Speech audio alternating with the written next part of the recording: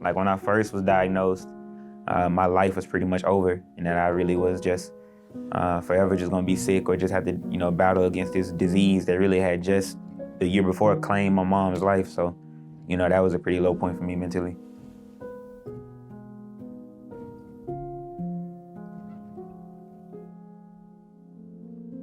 My name is Abulfaz Zarju. I'm an assistant professor in the Division of Nephrology at UAB. So CKD stands for chronic kidney disease, and once the kidneys function decline, the whole body is going to be affected because kidney disease causes a number of different derangements in terms of fluid and electrolyte homeostasis. So it's an insidious disease with a lot of complications. And without proper follow-up with your doctors and doing lab work, you will not know that you have kidney disease. What's up? I'm Lance Mason, and I'm a full-time student at UAB. And in January 2020, I was diagnosed with stage 5 chronic kidney disease. So it was right during intramural basketball season, and I just remember, I look forward to intramurals. Like, I work out, I grind so I can be as best as I can. And I noticed, right after the first game, I was throwing up, I wasn't eating, I wasn't drinking, my vision was blurry, I couldn't really sleep at night.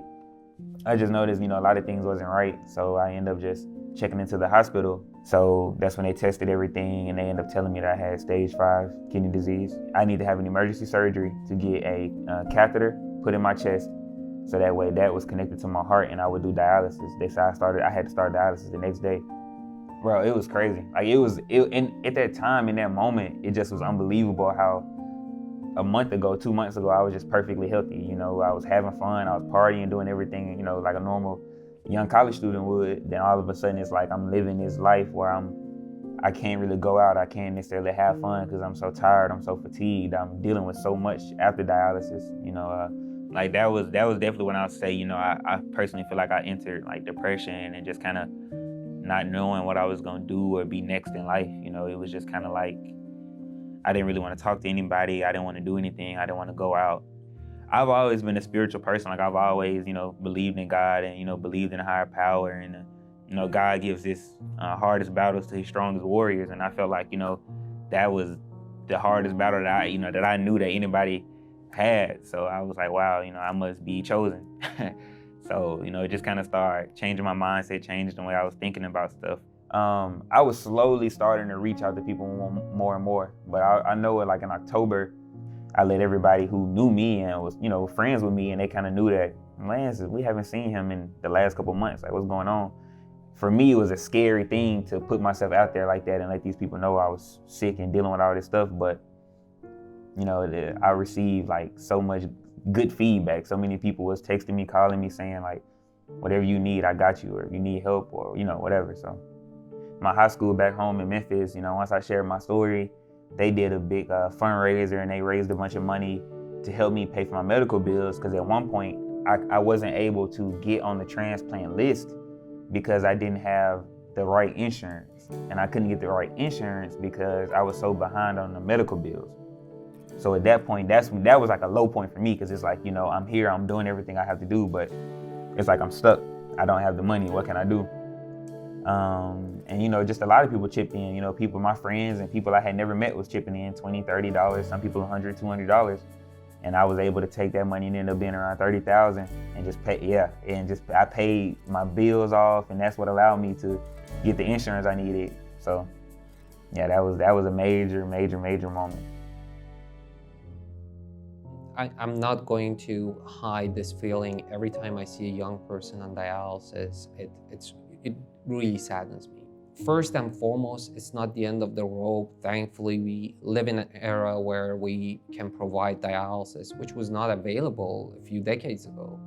And this could be thought of as a temporary solution for someone who's willing and healthy enough to get a kidney transplant.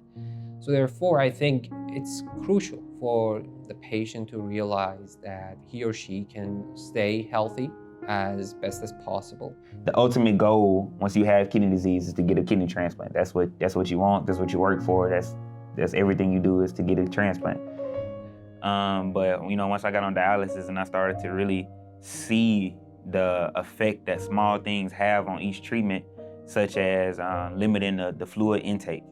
I know one time I went in with like 4.2 kilograms of liquid. That was a terrible dialysis treatment. I cramped up, my blood pressure dropped. I would say, Lance, you have 2 water bottles for the whole day. And, during lunch, breakfast, dinner, in between the days, no matter what I was doing, I couldn't drink no more than that 2 bottles of water for the whole day. That's what I had to implement in my own life, in order to be able to feel better during dialysis and after dialysis. So the more I started listening to him and the more I started doing what he was saying, the feedback started to become a little bit better over time. And man, it's just like our relationship, patient to doctor relationship just became so good. It literally got to the point where it was like we became friends.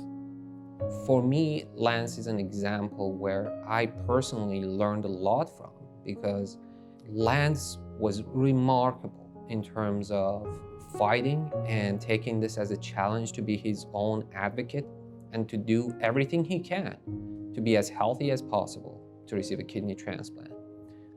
I can tell you that when I heard Lance was scheduled to get a kidney transplant, I had goosebumps, because I had been waiting for that day together with him, and I was excited, thrilled, and I went to see him the day he got his transplant, and I couldn't be more happy.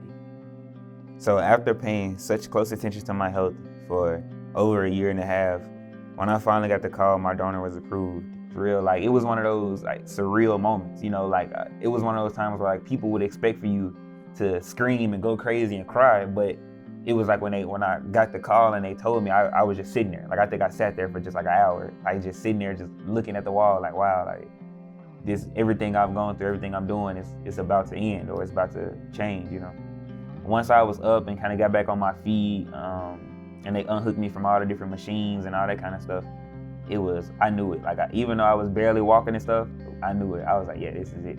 Man, I feel like I'm back in like high school or something like that, but I feel like I could do anything. I was just telling my friend yesterday that like when I wake up in the morning, it's like I'm looking for something to do. Like I'm like, what can I do? How can I get better? How can I exercise? Like I want to do something. I got to go to the gym. I got to just learn something or do something, because it's like I just have unlimited energy.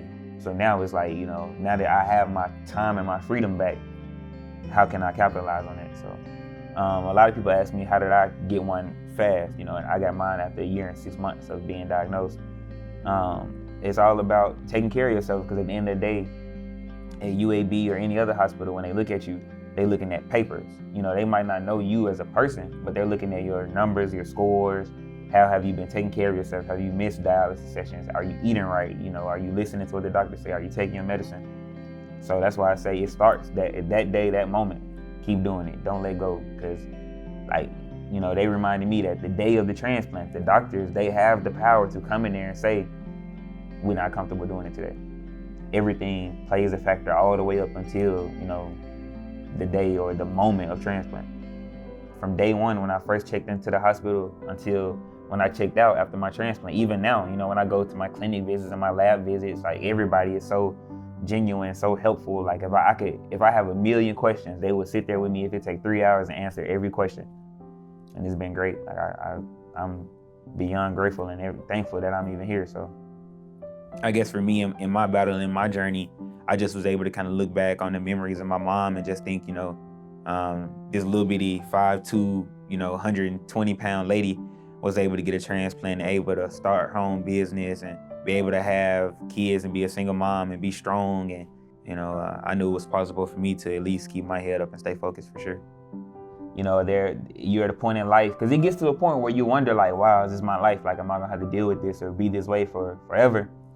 But if you put in that work and, you take care of yourself and do what you have to do, it's gonna be worth it. Because literally, like I told you, the next day or 3 days later or a week later, and now I'm about 2 months post-transplant, and it's like, man, I feel amazing. Like it's like I don't even think about being on. I was on dialysis, that's like a distant memory now, because I feel so good, and it's so worth it. It's so much. It's so the work that it took to get here was worth it.